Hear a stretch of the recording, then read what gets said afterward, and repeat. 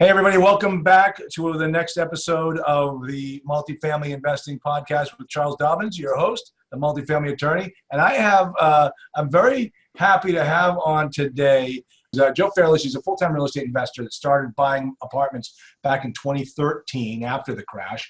And now controls over almost $500 million worth of real estate, about over 4,200 units. So let's talk about your first multifamily deal. Yeah. So it was in Cincinnati and is the only deal that I've lost money on. Ended up paying back investors out of my pocket plus 14% annualized return. And now they're investors for life, and learned some lessons on that, obviously, many lessons. Okay, let's talk about those. So where did you go off the rails? Right from the very beginning? I didn't even know what rails were at the time. So, I mean, I'd say a couple lessons learned. One is have the right. Well, one is know what you're good at. Know what's needed to be successful in this business, and know where in those categories you can bring value, and where in those categories would you be a liability should you focus on them. And so with multifamily syndication, you've got basically three categories. You got to have the deal, you got to have the money, and you got to be able to execute. And on the first deal, I did all three. I was looking for deals. I was bringing the capital, and I was a team of one. I had a property management company that was not. I don't think they were top notch, to put it as nicely as I can. But I was the one doing asset management. And so what I realized is that through that process, hey, I need to make sure that I know that I can bring capital through the relationships that I have, but I need to bring on a team member who can, or a partner who has the deep knowledge and expertise in the asset management or the execution part. And then ideally, they also help find deals, or we both partner up on finding deals.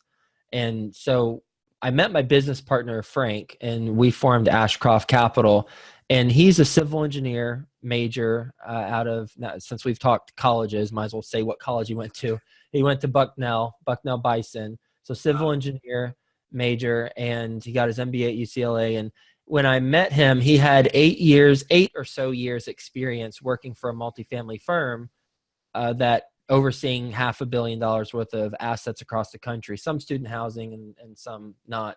And so he brought, at the time, almost a decade plus worth of execution experience, as well as relationships with brokers. Whereas I was coming, I worked at an advertising agency. My major was advertising, and I didn't have those relationships, nor did I have that execution skill set. And so he brought the two categories of expertise that I did not have, where when I chose to apply those in the deal, it was a liability and not an asset.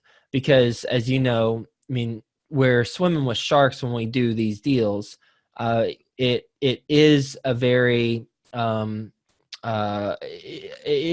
linear process in that we know what the steps are, but we're dealing with people who are at the top of their game for the most part, and you're competing against people at the top of their game. So you've got to have your A team as well.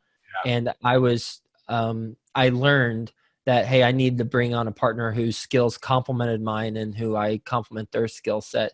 So now we have a beautiful partnership. And since we formed Ashcroft, we're doing very well for our investors, and we've continued to grow from there. Excellent. So, but specifically, give me one specific mistake. Didn't know what a pro forma was. Wow.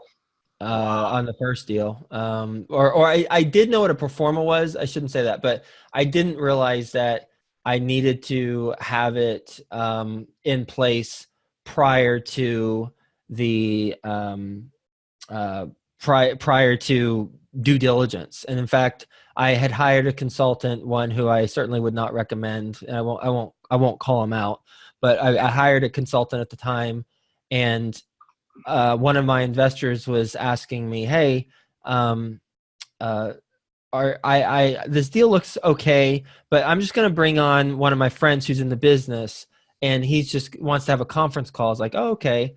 And so I asked my consultant to join the call with me, and my investor's friend asked the question, "Well, where's your pro forma?" And my consultant said, "Well, we don't have a pro forma until after due diligence because I don't know, he gave some reason." I'm shaking my head. Yeah, that's right. Yeah. Yeah. Duh. Why would I have and so that's the level of ignorance I had starting out. And so there was a steep learning curve for me. So that's one specific example. Another specific example is right after closing, we had to make a large insurance payment, and I hadn't budgeted for that. Another specific example is I raised enough money to close on the deal, but I was planning on paying for improvements out of the cash flow from the property. That did not happen. Yeah. Another specific, I keep going. Another specific example is I didn't recognize the difference between occupancy and economic occupancy. Oh, wow. Yeah. So the owner told me, "Well, we're at 98% occupancy, and if you want, Joe, I can get to 100% before you close." I'm thinking, "Yes, please. Yeah, thank you. That's nice of you." Well, turns out what he was doing is he got to 100% occupancy, but then he was doing a deal with those residents who moved in where he would get upfront payments from them for months 1 and 2, and then he'd give them like months 3 and 4 and 5 for free or something wacky like that. It's a little bit of a blur at this point, but wow. Why did this guy hate you so much, Joe? Well, I think ultimately it's my fault because ultimately it's up to me and my team to make sure that we have the proper provisions in place and checks and balances in place to not allow that to happen. And now obviously we don't, but on my first deal, there were all sorts of things that I messed up on. And unfortunately, you live to see another day.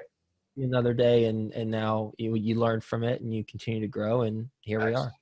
Excellent.